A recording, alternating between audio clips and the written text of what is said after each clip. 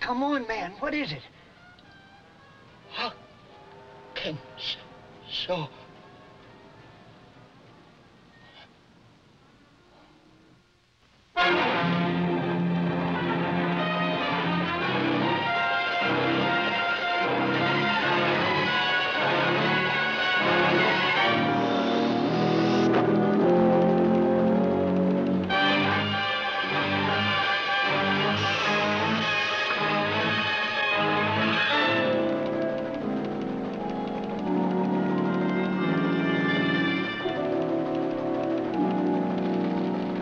Code 3.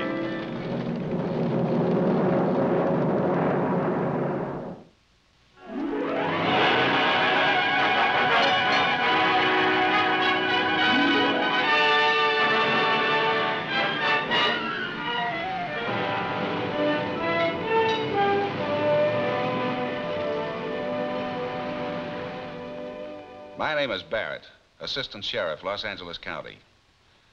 For the investigative arm of the Sheriff's Office, the simplest crimes are often the most difficult to solve. A prime example is the assault robbery. It requires no special set of circumstances. It can happen anytime, anywhere, to anyone. It can happen to a Skid Row bum as readily as to a bank executive. Opportunity, not financial bracket, selects the footpad's victim. And men have been murdered for 25 cents. Tonight's episode concerns itself with such a case. While the stakes were higher in this instance, the victim was no less dead. 4 Boston, 10-7 at location.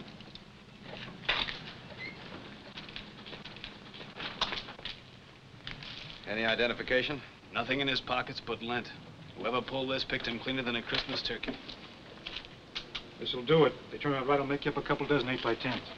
Okay, take him away.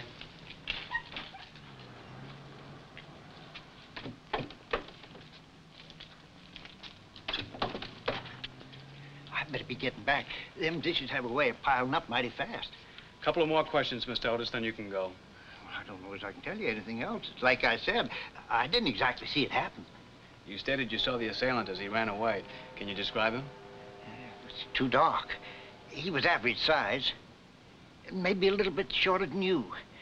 And he moved graceful like a cat. How do you mean like a cat? You know, light and springy on his feet. The way he moved, feet just kissing the ground the way he moved. You know what I mean? Could have been an athlete, that what you mean? Yeah. If you saw the killer again, could you recognize him? Not from just looking, no. But if I saw him move, if he was to run, then I'd spot him for sure. Not many men can get around the way he does.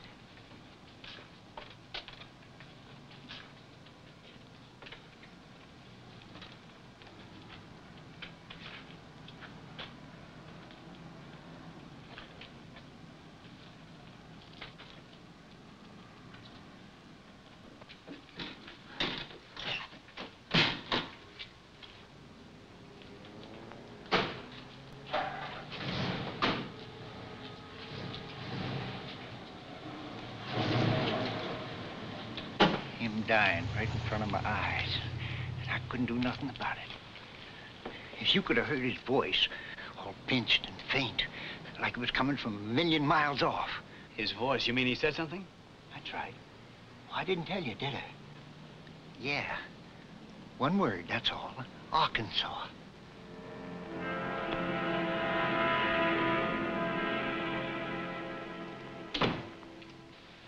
I sounded the crime lab. They haven't been able to bust loose with anything yet. Latent prints checked out the pipe. It's negative. Same with the victim's clothes. No laundry marks or cleaning tags. They'll keep after it, of course. Meantime, what do we do? Only thing we can do. The officers have a picture of the deceased. They know where he was murdered. But there's not much chance of getting a line on the killer until they've established his victim's identity. Assuming the motive was robbery, they don't even know what was stolen. They begin at the site of the crime, work out from there. Their man was on foot. Odds are he lived somewhere in the area. 4 Boston. 4 Boston. Come in. 4 Boston. 4 Boston, go ahead. A check with missing persons. Reports man answering description of homicide victim. Listed missing by daughter. Suggests you proceed directly to county morgue. See deputy coroner on duty in reference to a Mr. and Mrs. Trueblood. 10-4.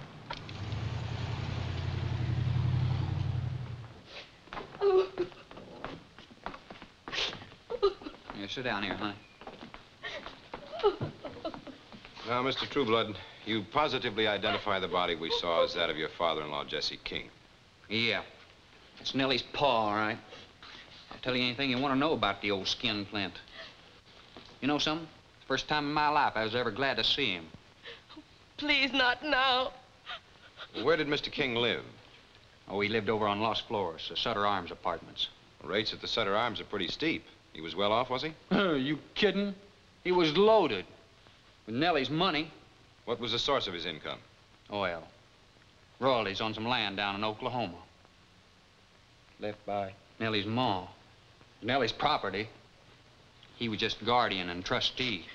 Was there anything you can tell us about his personal possessions? I mean, how much money was he carrying? Did he wear a ring, stick pin, cufflinks, wristwatch, items like that? He wasn't much for jewelry. As far as money goes, he wouldn't let anybody near his wallet see what's inside of it. But I'll bet it was loaded. There was the watch. Oh, yeah. I forgot about that. There was a woman's wristwatch. It was a gift for someone. Yeah, it belonged to this girl he was chasing around with. He was keeping it for her to take down to the jeweler, have it repaired. As a surprise, he had a whole bunch of diamonds put in it. Over $1,000 worth. And then he had the nerve to ask Nellie if he thought the girl would like it. Can you furnish us with a description of the watch? No, I wouldn't remember. Well, about this girl you mentioned, what was her name and address? Oh, I don't know. We never even saw her, did we? Her first name was Gloria. I remember he said that. And he mentioned once that she worked in a drive-in. Well, that'll be some help. And we'd like a list of his friends. Friends? Man, you could comb the country. You couldn't scare up a team of pallbearers. Just one more question. It probably doesn't mean anything at all, but it has us puzzled. Just before he died, he said one word. Does the word Arkansas convey anything to you? It might. They call me Arkansas. Arkansas Trueblood.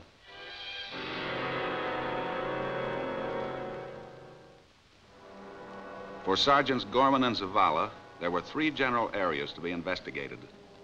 First off, a sketchy description of the missing wristwatch was circulated to the pawn shop detail. While this was in progress, a search was initiated for Jesse King's girlfriend, Gloria. There are more drive-ins concentrated in Los Angeles County than in the whole of the remaining 47 states. Sergeants Gorman and Zavala learned that there were a lot of girls named Gloria. None of them was the one for whom they sought. The third phase of the investigation consisted of questioning residents in the neighborhood of the Trueblood home. It was here that the officers unearthed their first promising lead. Of course, I realize that every family's bound to have their squabbles, and I don't expect the Truebloods to be an exception. But after all, they ought to consider their neighbors. All that shouting and carrying on in the middle of the night. The Truebloods, you mean? Oh, 3 of them. Excuse me. Every time the old man came over, they'd go at it. For hours, they'd holler. Always about the same thing, money. Always money. Mrs. Klein, did you ever hear Trueblood utter threats against his father-in-law? Just about every time the old man came to visit them. I can't for the life of me understand why he kept coming. It always ended up the same way. What about the night of the slaying, Mrs. Klein? It was worse than ever that night. You could hear him hollering for miles, especially the husband, about how if the old man didn't cough up, he was going to wring his scrawny neck. It's a miracle a person on the block got a wink of sleep before they left. They? You mean Trueblood left the place, too? Well, just a few minutes after the old man. I went to adjust the bedroom thermostat, and I heard the Trueblood's front door open. I got to the window just in time to see him going down the front steps. The way he was hurrying, you'd thought he was on his way to a fire. Thank you very much, Mrs. Klein. Thank you, Mrs. Klein.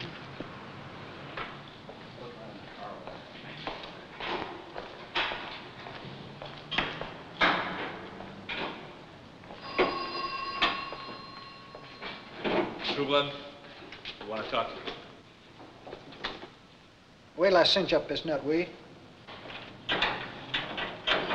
Man, some of the customers are... Yeah. Engine could be falling apart, and they still want it back the same afternoon. What did you do after Jesse left your place the night of the killing? I didn't do nothing. It was 1 o'clock in the morning. I went to bed. That's not the way we hear it. We have a witness who claims she saw you leave the house not 5 minutes after the old man had gone. I don't care what she said. She's a liar because... Now, wait a minute. Now, come to think of it, I did go out, get some cigarettes. I bet it was that old biddy Miss Klein, wasn't it? Never mind about that. Suppose you just tell us about the cigarettes. Well, there's nothing to tell. I was out of cigarettes. And if I don't have my cigarette with my breakfast coffee, the whole day's shot. So I went out and got a carton of cigarettes. At 1 in the morning? There's an all-night supermarket over on Willoughby. You walked? Yeah. Can you prove this? Well, Ellie, she'll back me up. Well, ain't that enough? My own wife's word? We'd prefer something more. Like what? Now, you really don't expect them to remember me down at that supermarket, do you? Man comes in there over a week ago to buy a carton of cigarettes. Be nice for you if they did. Look, what are you guys trying to build? You mind letting me in on it? You knew the route your father-in-law would take home. That's right. Our witness says you'd had an argument. You've been heard to threaten his life. There was the matter of the wristwatch. You listen to me. If I wanted to kill him, I'd have done it with my bare hands right to his face. Not tracking him down like some animal and finishing him off in a dark alley. Your name was the last word to leave his lips before he died. You think he saw his killer well enough to identify him? Look, I got work to do. I gotta get this car out by 6 o'clock. Now, if you guys want to take me in and book me, then you go right ahead. If you don't, well, then get out, because I'm busy. Just the same, you see you stick around. Don't you worry about it. Till that estate's probated, you couldn't budge me with a stick of dynamite.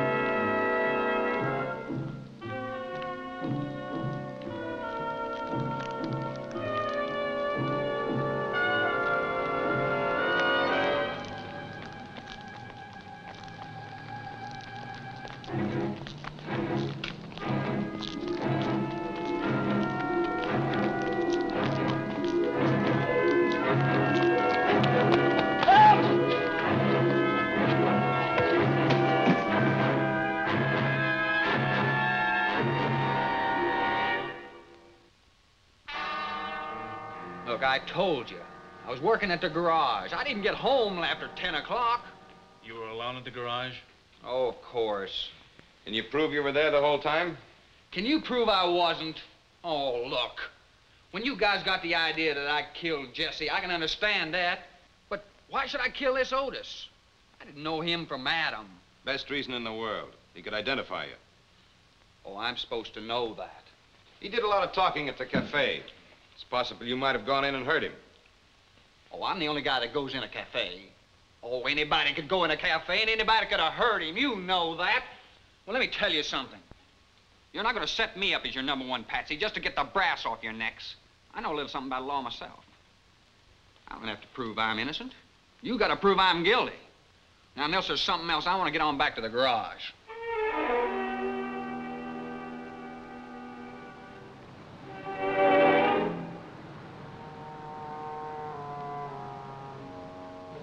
guess I should have got in touch with you when I first read about it in the papers, but honest, it was such a shock. I just wanted to forget. Sure, miss, we understand. And anyway, I had to consider the repercussions. I beg your pardon? Well, if it ever got into the newspapers about Jesse and me. Not that I'd done anything to be ashamed of, but, well, you know what goes on in people's minds. Yes, of course, miss. It's hard enough as it is. A girl loses a man like Jesse, she's lost everything. Life goes on. We're trying to get a line on a watch of yours. Hey, that's right, I'd forgotten. He had my watch, didn't he?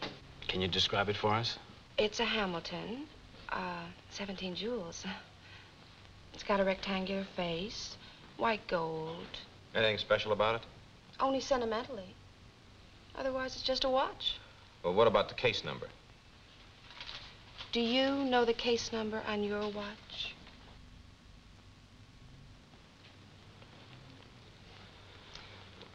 Where did you buy it? The jeweler would carry a record. It was a gift from a fellow I used to date in Omaha before I came out here. How can we get in touch with him? You can't. He's dead. He was killed in Korea. Does that mean that you won't be able to get my watch back for me? It's a little difficult, miss, with what we have to go on. We just had the case number. Well, didn't you ever have it in for repairs or just to be cleaned? Up until it broke down, when I gave it to Jesse to have it fixed, it was never out of my possession, except... What? Well, when I first came out here, I was kind of broke. So I hocked my watch to pay the rent. But that wouldn't help, would it? Where did you hock it? Well, it was a little hock shop on Main Street. I can't remember the... Sergeants Gorman and Zavala checked the pawn shop named by Gloria Simmons. They found what they were seeking among the records, an entry dated 2 years previous. The case number was transmitted to the CII in Sacramento and prompt action taken. The officers learned that the watch had been pawned by James DeCourcy, Twin Palms apartment, West Hollywood. DeCourcy's signature was on the card, along with his description jotted down by the pawnbroker. Dark, medium height, mole on left cheek. The officers gave the pawnbroker a receipt for the card.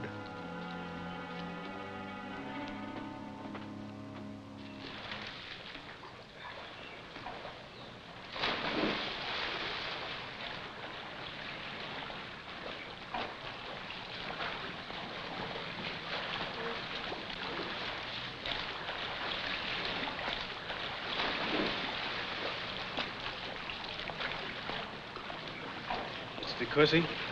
Yeah. Sheriff's Office, homicide detail. I'd like to talk to you. I'm Sergeant Zavala. This is my partner, Sergeant Gorman. If you mind stepping to one side, you're blocking the sun. Now, that's better. Now, gentlemen, what can I do for you? What do you know about this? I don't know anything about this. That's your name, isn't it? James DeCourcy? Yeah, but not my signature. Not even spelled right. DeCourcy spelled with a C, not with an S like it is here. And the description. Dark man, medium height, mole on left cheek. Does that sound like me? Besides, if I pawned a watch, I hope you don't think I'd be crazy enough to use my own name. Why? Because it was a stolen watch? Well, I naturally assumed that... You're a funny customer, DeCourcy. A man's forged your signature, and yet right away you're on the defensive. Somebody went around signing my name, I'd be pretty burned up. Now, wait a minute. Look, let's go to my room. You know what I mean? Sure. Let's go.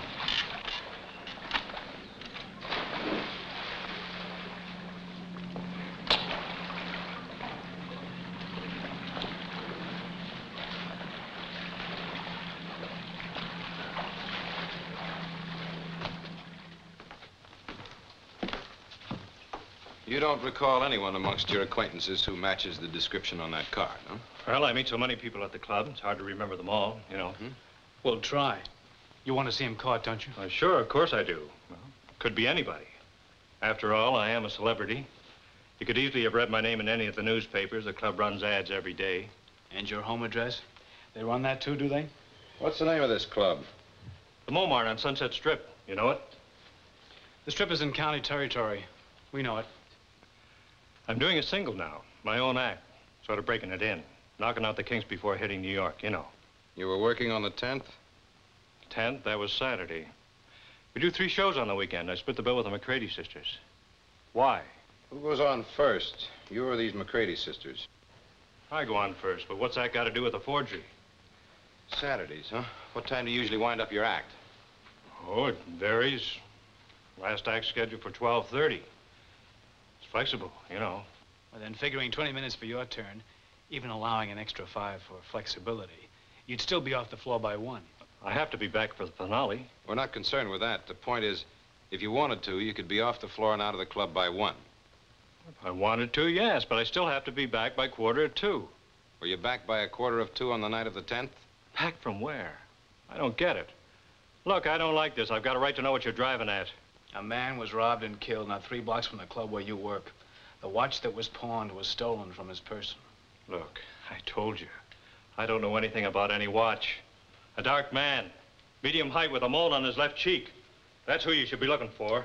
Well, sure, but we're also looking for a man who matches your description.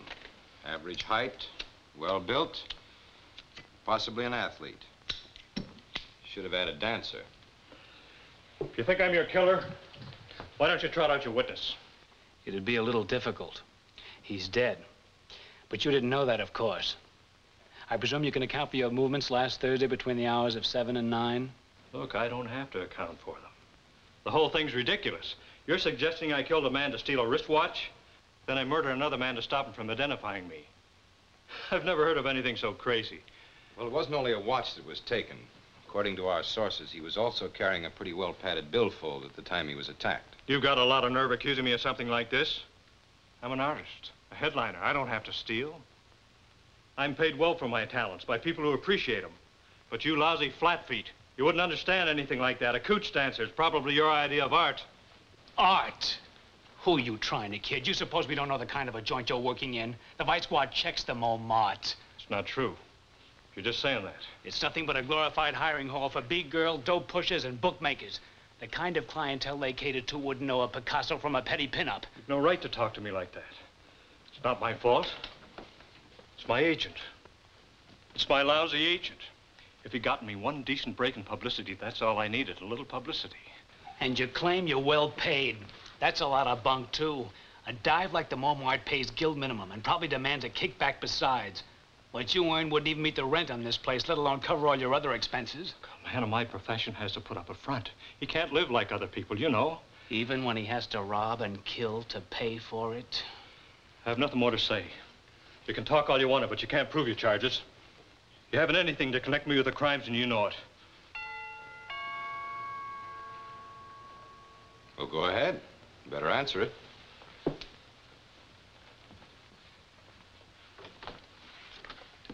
Suit you ordered, Mr. DeCourcy. It was delivered to room 5 by mistake.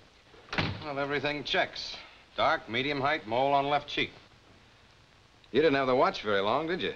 The bellboy stole it from you, pawned it, and signed your name to the ticket. You lousy little sneak. You not only steal the watch and pawn it, you don't even spell my name right.